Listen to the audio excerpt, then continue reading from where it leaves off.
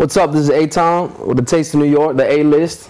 I'm chilling with Saigon. Yeah, y'all follow. You already know.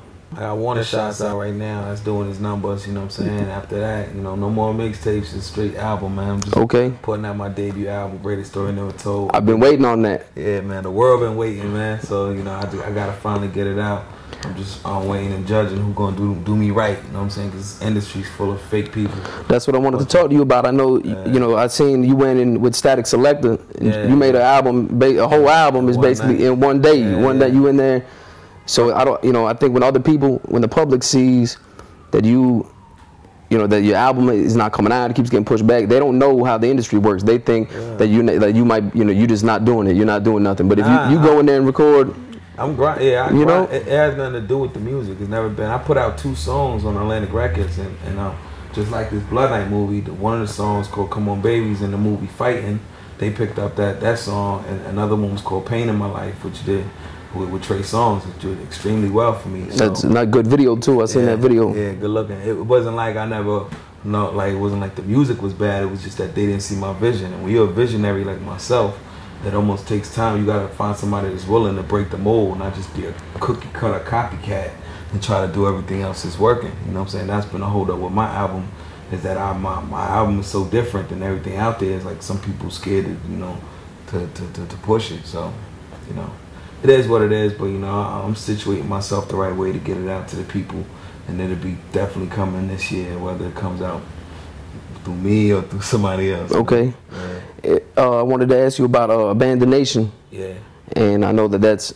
I thought at first, you know, I seen it on the CD. I figured that was the label. Then I found out it's also like non-profit. It's a non-profit organization. Shout out to Abandonation, inarmsreach.org. Check it out, inarmsreach.org. Abandonation.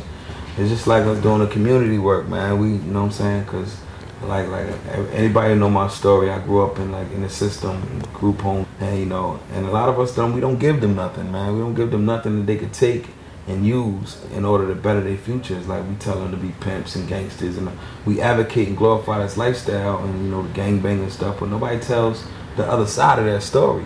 It's cool to show the little hand gestures and the flag and the dance, but if you're gonna show that, show the funerals, show the mother crying over the casket, show the kid who gets 25 years to life for one little mistake. You know what I'm saying? Because you gotta have a balance. And I figured if I can come as an artist and these kids are starting to look up to me, and I can grab these kids before they make the dumb mistakes I made, then I'm doing my part to society, and not only just society, but just my responsibility as a man. Because I was always taught, you know, that it takes a community to raise a child. You see what I'm saying? It ain't, especially when you have influences that sometimes outside influences are stronger than the parents. We all been young before. We all tried cigarettes. We all tried weed. We all fell victim to peer pressure of one sort or another. So I figure, like, if I can grab one of these kids before they throw their life away, I'm gonna do it if I have the opportunity. There's not a lot of people that's actually in the industry that have done time like that. And it's sad, the ones that do it, you know, should know better than what to put in their music. You know, because once you go through it, you know it's not nothing to glorify. Because you wasn't glorifying it when you was going through it.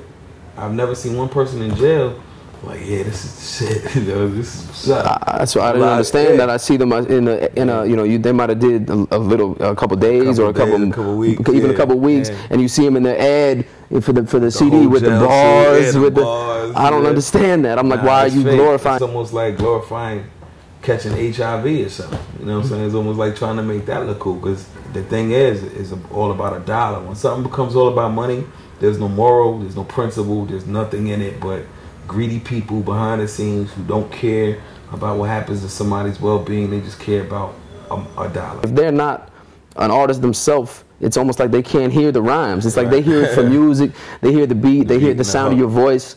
They might hear the lyrics if they listen to them, but they don't hear the rhymes. You know what I'm saying? They don't hear the talent in it. Only other rappers can seem like they can hear that. You know who did that? Radio. Clear Channel on Radio 1. Because there's a format of a song that gets played on the radio, and it has nothing to do with the lyrics. It has everything to do with the beat and the chorus. If the chorus is sing along and they can sing along to the hook, that's what the radio looks for. You know. So now artists coming to this like, I need to make songs that's gonna get on the radio. So they go and they don't care about the rhyme because they know that's the most important part. I don't want to say any names, but I mean, there's like there's too many to list, you know, exactly. where there's just like no content at all. No content, no nothing, but a catchy beat, and that's what's diluting the art form, man. That's what's gonna make it, you know, pretty soon hip hop is gonna be like blues music. You ain't gonna be like jazz. It's gonna be, you know, something that made a big impact when it was here, but it's being diluted so fast and it's being watered down so quickly that it's gonna go away. It's gonna get eradicated, and it's not gonna mean nothing. I was hoping, this was just an idea I had, I was really hoping that it became more like the way you say when rock and roll came out back in the 50s or something. Now you look at there's 20 different types of, you know, rock and roll. There's some, you know, soft rock and emo and hard punk rock. There's all these different genres where they have a different audience, and it's understood that that's a different audience, and they don't play it in the same radio. The same people don't listen. There's different kinds of hip hop now. You see these, you know, the hipster, the backpack guys, and you got the, you know, hardcore, crunk down south, and that shouldn't be, you know, it's just my idea that should not be just label hip hop. Yeah, that's separate types of music. I said that a long time ago, and nobody listened to me. I was like, yo, you need to break this down in different kind of genres, like, because it ain't all the same. And they just put everything under that one label as hip hop. Yeah, I'm just waiting for that to happen. I mean, you got screaming death metal with those bands. That's not the same audience that listens to some old classic rock or something like that. Right. So that should, then it's not on the same radio. It's not. It's got a small audience. That's a good idea. You know, I was thinking, you're listening out there, whoever's in charge. Well, we know who's in charge, but you know, we definitely need. Yeah, that's on me. Us is, because I'm a fan of the music as well. So us as fans, we gotta demand that, because you know the people who are just now getting into hip hop. If you hear a Gucci Mane, no disrespect, Gucci Mane's a good guy, but if you hear him for the first time and you think this is what hip hop sounds like, it's gonna confuse you. You're gonna be like, this is what hip hop is? Man, I'm glad it's growing. It's good for the art form that it's growing, but like you said, they need to be able to differentiate different types of it. Yeah, I'm waiting for that to happen. I don't know who we need to. Little John tried to do it, but it didn't work. He tried to come out with some crunk. Like, this ain't hip hop, this is crunk. You know what I'm saying? Yeah. And it worked for 2 days. Yeah. It works for a day or two. I don't know where Little John is at right now, but